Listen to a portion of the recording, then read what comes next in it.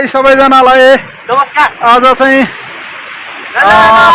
नमस्कार। सिस्ने खोलाको यो पहिरोमा पुनः आज पानी परेको हुनाले फेरि यहाँ पहिरोको अवस्था नाजुक भएको छ। पहिरो लड्न थालेको सुरु भएको छ यहाँनिर।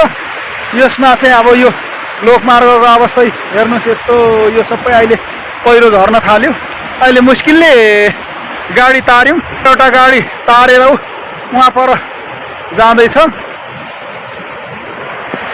र मेरो चाहिँ यहाँनिर छ गाडी। अब सम्बन्धित निकायहरूलाई चाहिँ के भन्न चाहन्छु भने छिटोभन्दा छिटो यो चाहिँ ध्यान आकर्षण गर्न चाहन्छु। र अहिलेसम्म चुनावको अघिल्लो दिनभन्दा अरू बेला यहाँनिर बाटो बनिएको छैन, यो अवस्था छ।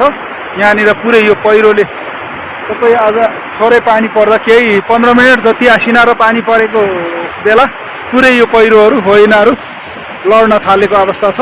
यहाँ अहिले दुःखले गाडी पनि तारियो र गाडी तारेर यहाँ वारीपट्टि निकालेको छु। हाम्रो छन् र यो खोला सिस्ने खोला प्रत्येक सालको बर्खायाममा यहाँ हाम्रो त्यो पारी स्टेसन हुन्छ तामाङ गाउँपालिका वार्ड नम्बर 3 लिङखिमको चाहिँ यता।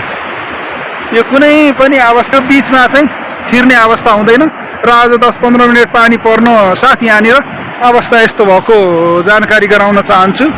र यो पहिरोलाई मध्यनजर गर्दै चाँडोभन्दा चाँडो यो सम्बन्धित निकायहरूको यहाँनिर चाहिँ आँखा फुटोस्।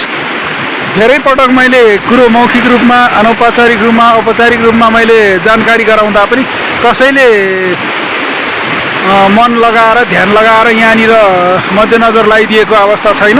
त्यही भएर अब गाली पनि गर्न चाहन्छु। यो ठाउँमा चाहिँ कहिले पनि कुनै बेला पनि यो सम्बन्धित निकायहरूको आँखा फुट्दैन। किन हो? यो चाहिँ चाँडोभन्दा चाँडो सरकार समक्ष ध्यान आकर्षण गराउन चाहन्छु। पारी हेर्नुहोस्, ढुङ्गा पनि लड्न थाल्यो, लड्दैछ र धेरै अहिलेको हालको अवस्थामा यो केवलकार सेवलकार के विकासकारी साथीहरूको हो यस्तो बेला यस्तो यो आवश्यक ठाउँमा चाहिँ आँखा फुटिदिएको भए चाहिँ धेरै धेरै धन्यवाद भन्न चाहन्थेँ। हवस् त, नमस्ते।